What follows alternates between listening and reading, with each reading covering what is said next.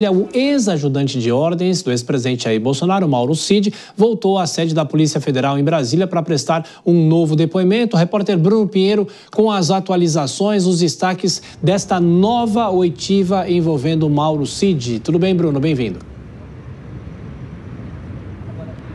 Uma oitiva de um pouco mais de 2h30. Ótima noite a você, a quem nos acompanha. Sempre uma alegria, uma honra e uma satisfação. O ex-ajudante de ordens esteve aqui na Polícia Federal para esclarecer informações após uma recuperação de conversas que foram excluídas de diversos aparelhos de Mauro Cid. Usando uma tecnologia israelense, os agentes da Polícia Federal resgataram as conversas de Mauro Cid logo após as eleições. Após o segundo turno, ele estava acompanhando, estava vigiando. De acordo com as investigações, o ministro Alexandre de Moraes estava envolvido no planejamento de assassinar o presidente eleito Luiz Inácio Lula da Silva, o vice-presidente Geraldo Alckmin e o ministro Alexandre de Moraes. Em uma dessas conversas que eu tive acesso, o ex-ajudante de ordens, Mauro Cid, revela que estava realizando uma espécie de um levantamento, cerca de R$100 mil, que seria para oferecer uma estrutura de alimentação, de hospedagem para os militares que estariam envolvidos nesta ação, que seria executada até o dia 15 de dezembro, na mesma semana da diplomação do presidente eleito Lula e de Geraldo Alckmin da mesma chapa, e tinha esse plano de uma execução. Essas mensagens foram excluídas. Isso levou os investigadores a recuperarem essas mensagens e Mauro Cid foi ouvido nesta terça-feira. Há um entendimento por parte da Polícia Federal que Mauro Cid não respeitou o acordo de delação, ou seja, que ele não falou a verdade durante esta investigação.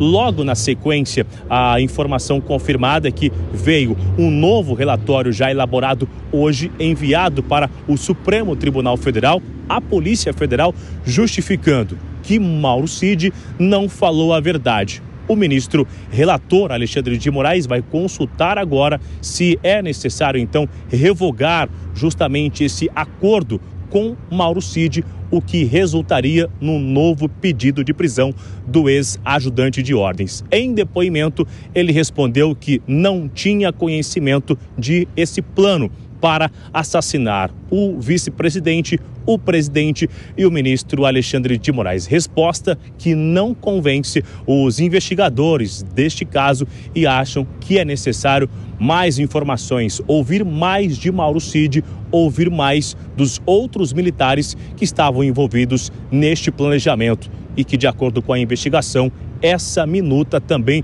foi enxugada pelo ex-presidente Jair Bolsonaro.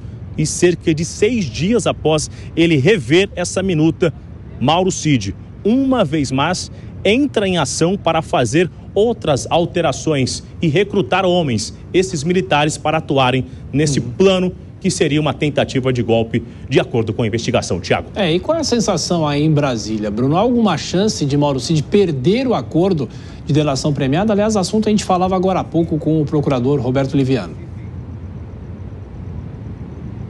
Alguns auxiliares e ex-auxiliares do ex-presidente Jair Bolsonaro tinham o sentimento de que esse pedido de prisão iria acontecer, inclusive hoje, logo após a oitiva aqui na Polícia Federal, assim como aconteceu no Supremo Tribunal Federal, quando aqueles áudios foram divulgados em relação à revista Veja, uma conversa de Mauro Cid em relação às suas oitivas aqui na Polícia Federal. Há uma expectativa que isso ainda vai acontecer ao longo desta semana, ainda contando que amanhã, na quarta-feira, é feriado nacional. Tem ali uma suspeita de que isso vai acontecer esta semana. O ex-presidente não está aqui na capital federal. Cheguei a tentar contato com alguns assessores, com esse presidente também, que é citado diversas vezes, mas não respondeu. Nas redes sociais, compartilhou por mensagens de WhatsApp que ele foi vítima de um verdadeiro golpe, na verdade, compartilhando uma imagem